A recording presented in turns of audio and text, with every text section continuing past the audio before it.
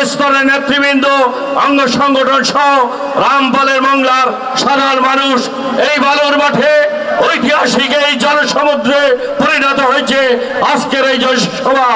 তারেক রহমানের ৩১ দফা কর্মসূচিকে সামনে রেখে রাষ্ট্র মেরামতের জন্য, কল্যাণমূলক রাষ্ট্র প্রতিষ্ঠার জন্য আমাদের এলাকায় সন্ত্রাস মুক্ত, নৈরাজ্য, দুর্নীতি, মাদক মুক্ত উন্নয়নের একটি জনপদ, যেখানে মানুষের কর্মসংস্থান থাকবে, উন্নয়ন, উৎপাদন, সমৃদ্ধির যে রাজনীতি, সেই প্রতিষ্ঠার লক্ষ্যে প্রত্যেকটি নিরাপদ মানুষের, হিন্দু, বৌদ্ধ, খ্রিস্টান, প্রতিটি নাগরিকের নিরাপত্তা নিশ্চিত করার জন্য আজকের এই সমাবেশের আয়োজন করা হয়েছে।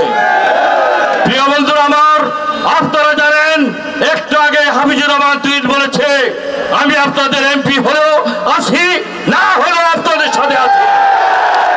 আমি ৪০ বছর রাজনীতি করেছি এই জনপদে।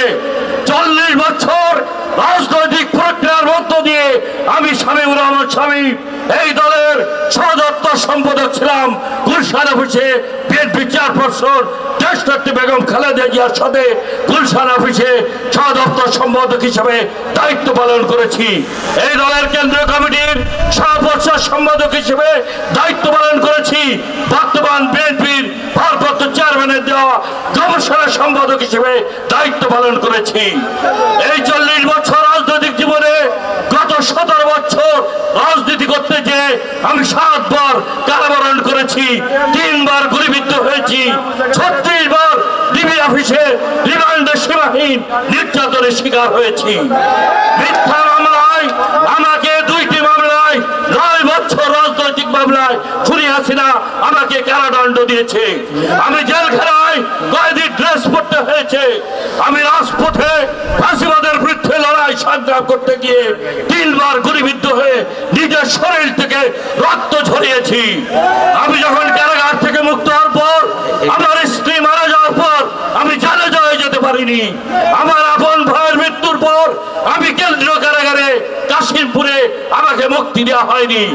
আপন খালা মারা যাওয়ার পর আমি কেন্দ্রীয় কারাগারে, আপনার কেরানীগঞ্জ কেন্দ্রীয় কারাগারে আমাকে মুক্তি দেওয়া হয়নি। আমাকে রিমান্ডে সীমাহীন নির্যাতন, নিপীড়ন চালানো হয়েছে। আমি একচুলো জাতীয়তাবাদী আদর্শের পতাকা থেকে বিচ্যুত হয় নাই এবং হব না।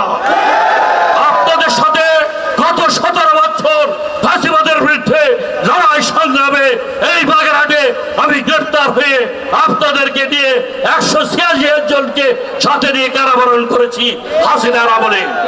আমাকে জেল জুলুমের ভয় দেখাবেন না।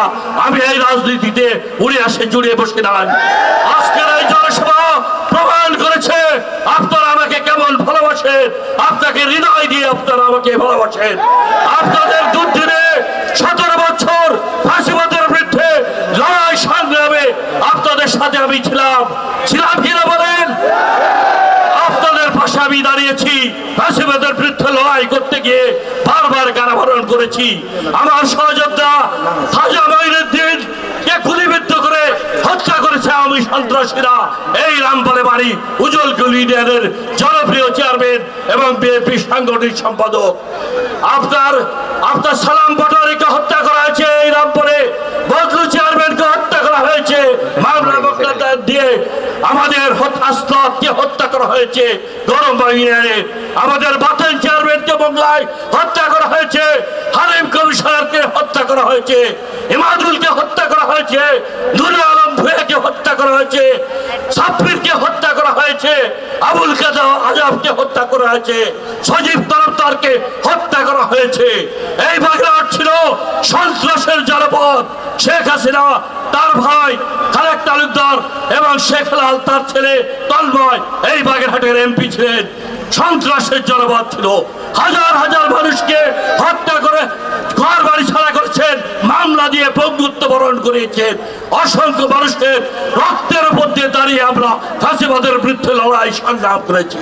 প্রিয় বন্ধুরা আমার, আপনাদের সাথে আজকে সময় এসেছে আপনারা যাচাই বাছাই করবেন কার জনপ্রিয়তা রয়েছে, কার সাথে এলাকার গত ১৭ বছর আমি এই এলাকার মানুষের পাশে থেকে কাজ করেছি।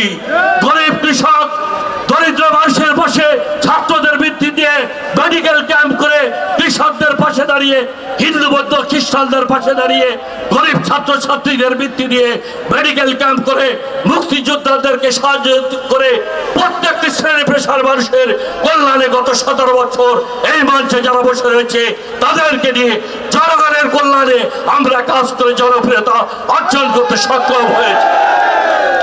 আজকে আপনাদের কাছে আমার অনুরোধ, সামনে নির্বাচন, আপনারা যে আওয়াজ তুলেছেন এই দুঃশাসনের বিরুদ্ধে আমরা লড়াই করছি। এই জনপদ শহীদ রাষ্ট্রপতি জিয়া রহমানের ঘাঁটি, দেশনেত্রী বেগম খালেদা জিয়ার ঘাঁটি। আগামী দিনে তারেক রহমানকে আমরা ধানের শীষের প্রার্থী হিসেবে আমরা বিজয়ী হয়ে তাকে উপহার দেব।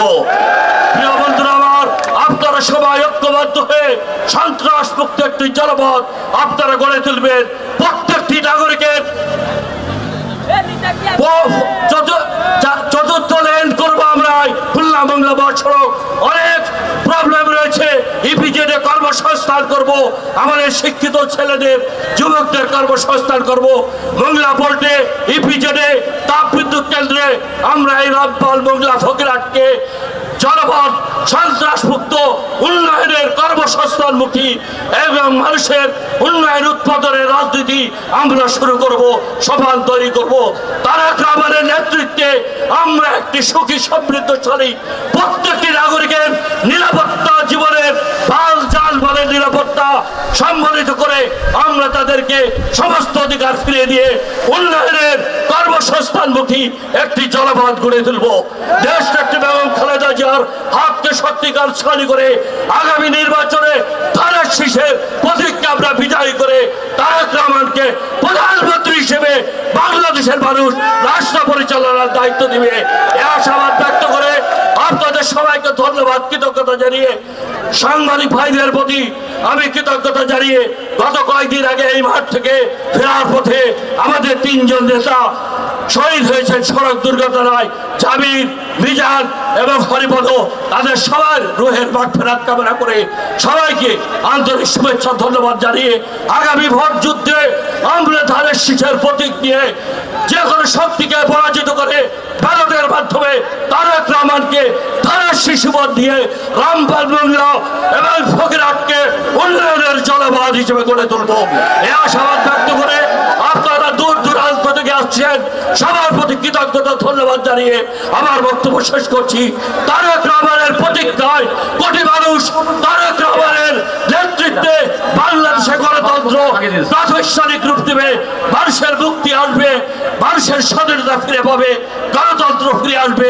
তারেক রহমানের হাত ধরেই সে আশাবাদ ব্যক্ত করে সবাইকে ধন্যবাদ, কৃতজ্ঞতা জানিয়ে আমার বক্তব্য শেষ করছি। জাতীয়তাবাদী দল জিন্দাবাদ, শহীদ জিয়া অমর হোক, তারেক রহমান জিন্দাবাদ, দেশনেত্রী বেগম খালেদা জিয়া জিন্দাবাদ। তারেক রহমান বীরের বেশে দেশে ফিরে আসবেন। সবাইকে ধন্যবাদ।